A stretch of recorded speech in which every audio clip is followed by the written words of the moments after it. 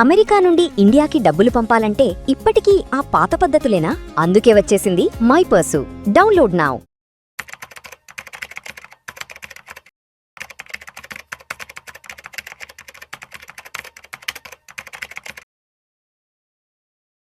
ప్రేక్షకులకి రామచంద్రమూర్తి నమస్కారాలు. ఈ వీడియోలో మనం చూస్తే యుఎస్లో 2.5 ట్రిలియన్ మార్కెట్ క్రాష్ అయింది ఒక సింగిల్ వీక్లో. సో స్టాక్స్ కానీ, గోల్డ్ కానీ, క్రిప్టో కానీ అన్నీ కూడా సడన్గా ఫాల్ అయినాయి. ఏంటి దీని రీజన్స్ ఏంటని చూద్దాం. సో మేజర్గా ఏంటంటే ఇన్ ఏ సింగిల్ సెషన్, ఒక్క సెషన్లో గ్లోబల్ మార్కెట్స్ ఏంటంటే దాదాపు చాలా సెల్ ఆఫ్ అయినాయి. దాదాపు 3% నుంచి 4%. S&P అయితే 1.14 ట్రిలియన్ లాస్ అయింది. అలాగే నాస్డాక్ 1.1 ట్రిలియన్ లాస్ అయింది.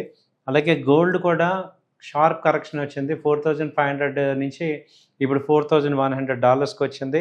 అలాగే సిల్వర్ కూడా డ్రాప్ అయింది. బిట్కాయిన్ కూడా హెవీ సెల్లింగ్ ప్రెషర్ వచ్చింది. దీనికి ఏంటి రీజను, ఎందుకు ఇంత మ్యాసివ్ సెల్లింగ్ జరిగింది అని చూసుకుంటే, ఫస్ట్ ఏంటంటే స్ట్రాంగ్ యూఎస్ జాబ్ డేటా అనేది వచ్చింది. స్ట్రాంగ్ యూఎస్ జాబ్ డేటా ఏంటంటే యూఎస్ జాబ్స్ వచ్చి ఎక్స్పెక్టేషన్ కన్నా ఎక్కువగా వచ్చాయి. అంటే ఎక్స్పెక్టెడ్ జాబ్స్ 88,000 ఉంటే వచ్చిన జాబ్స్ యాక్చువల్ డబుల్ వచ్చాయి, 1,72,000 వచ్చాయి. ఇది స్ట్రాంగర్ ఎకానమీ అంటే యూఎస్ ఫెడరల్ రిజర్వ్ బ్యాంక్ ఏంటంటే ఇంట్రెస్ట్ రేట్స్ని హైలో ఉంచడానికి అవకాశం ఉంది. దానివల్ల ఏమవుతుందంటే ఎకానమీకి గుడ్ న్యూస్, అలాగే మార్కెట్కి బ్యాడ్ న్యూస్ అయింది. రెండోది ఏంటంటే major reason rate hike fear.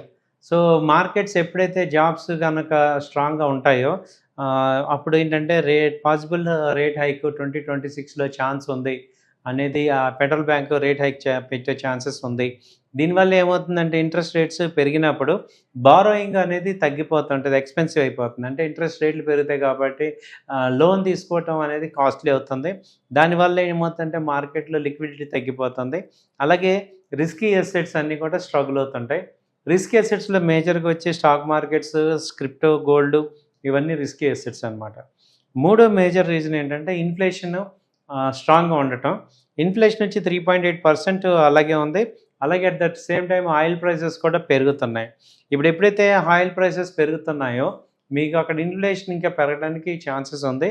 ఈ పెరుగుతున్న ఇన్ఫ్లేషన్ ఏం చేస్తుందంటే ఈ యొక్క మానిటరీ పాలసీని టైటన్ చేయడానికి ఛాన్స్ ఉంటుంది.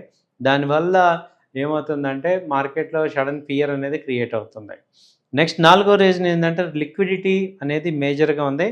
మార్కెట్స్ అనేవి లిక్విడిటీ మీద రన్ అవుతుంటాయి. అలాగే మనీ చీప్గా ఉంది అంటే అక్కడ లిక్విడిటీ మార్కెట్స్ పెరుగుతుంటాయి. ఎప్పుడైతే ఇంట్రెస్ట్ రేట్లు పెరుగుతున్నాయో ఆటోమేటిక్గా మనీ అనేది మార్కెట్లో సర్ప్లస్ ఉండదు కాబట్టి దాని ఎఫెక్ట్ స్టాక్ మార్కెట్ మీద పడి డౌన్ అవ్వడానికి ఛాన్స్ ఉంది. అలాగే లిక్విడిటీ టైటన్ అయిపోయింది అనుకోండి, మార్కెట్స్ అనేవి స్ట్రగుల్ అవుతుంటాయి. అలాగే అలాంటివి అందుకే strong assets like stock markets కానీ, గోల్డ్ కానీ, బిట్కాయిన్ కానీ ఇవన్నీ కూడా ఫాలో అవుతుంటాయి. తర్వాత రీజన్ ఐపీఓ వస్తున్నాయి. లిక్విడిటీ అంతా ఐపీఓకి షిఫ్ట్ అయ్యే ఛాన్స్ ఉంది.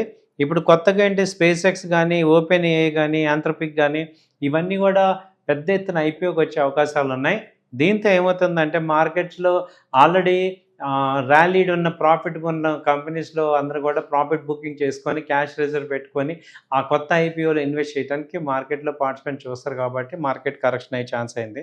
సో ఇప్పుడు ఇదేంటంటే ఇది ఏ బబుల్ కూడా ఇదొక కన్సర్న్ అవుతుంది. లాస్ట్ 1 మంత్ నుంచి ఆర్టిఫిషియల్ ఇంటెలిజెన్స్ స్టాక్స్ అన్నీ కూడా బాగా పెరిగాయి కాబట్టి ఇవి ఇంకా వాల్యుయేషన్స్ ఎక్కువైపోయినాయా అని చెప్పి ప్రాఫిట్ బుకింగ్ అయితే జరుగుతుంది దీనిలో. దానివల్ల ఏమవుతుంది కూడా మార్కెట్స్ కూడా కరెక్షన్స్ అయినాయి. తర్వాత ఏంటంటే ఇప్పుడు బిట్కాయిన్ ఎందుకు పెరిగింది, ఎందుకు తగ్గిపోయింది సడన్గా అని చూస్తే ఇప్పుడు రేట్ ఎక్స్పెక్టేషన్స్ పెరగటం, అలాగే రిస్కీ ఎపిటైట్ తగ్గటం, అలాగే మార్కెట్స్ ఫియర్ అయిపోయి టైట్ మార్కెట్ పాలసీ వచ్చి ఇంట్రెస్ట్ రేట్ పెరుగుతాయనే ఫియర్తో ఏమైందంటే బిట్కాయిన్స్లో కూడా ప్రాఫిట్ బుకింగ్ జరిగింది. దాంతో అది కరెక్షన్ అయింది. సో ఫైనల్గా ఏం జరుగుతుంది అంటే మార్కెట్స్ ఫాలో అవడానికి యూఎస్ మార్కెట్స్ కానీ, ఇండియన్ మార్కెట్స్ కానీ ఫాలో అవడానికి రీజన్ ఏంటంటే యూఎస్లో స్ట్రాంగ్ డేటా వచ్చింది, అలాగే రేట్ హై ఫియర్స్ వస్తున్నాయి, అలాగే ఇన్ఫ్లేషన్ పెరుగుతుంది, లిక్విడిటీ అనేది తగ్గుతుంది, అలాగే ఏఐ కరెక్షన్ అయితే ఛాన్సెస్ కనపడుతున్నాయి. వీటన్నిటి దృష్ట్యా ఏమవుతుందంటే యూఎస్ మార్కెట్స్ ఒక డేలోనే $1.2 ట్రిలియన్ నష్టపోయింది, వాల్యూ తగ్గింది ఇది. సో ఇవండి ఈ మార్కెట్స్. ఒకవేళ మన ఇండియన్ మార్కెట్స్ కూడా సేమ్ ఫేజ్లో కరెక్షన్ అవడానికి కూడా ఛాన్సెస్ కనబడడానికి జరిగే ఛాన్సెస్ ఉన్నాయి. ఈ ఆయిల్ పెరగటం అనేది, క్రూడ్ ఆయిల్ పెరగటం అనేది ఒక రకంగా మార్కెట్ని శాసిస్తుంది పతనాన్ని. సో ఇంటర్నేషనల్గా ఇప్పుడు $92 అలా ఉంది. అంతకుముందు $100 వెళ్ళింది. మళ్ళీ ఈ ఇరాన్, యుఎస్ ఈ కాన్ఫ్లిక్ట్స్ మళ్ళీ స్టార్ట్ అయినాయి. కాబట్టి వీటన్నిటి వల్ల మార్కెట్స్ అనేవి బాగా ఒడిదుడుకులు ఎదుర్కొంటున్నాయి. కాబట్టి ఇన్వెస్ట్ చేసే వాళ్ళందరూ కూడా జాగ్రత్తగా ఆచితూచి ఇన్వెస్ట్ చేసుకుంటే మంచి రిటర్న్స్ వస్తాయి. థ్యాంక్ యూ అండి. నమస్తే.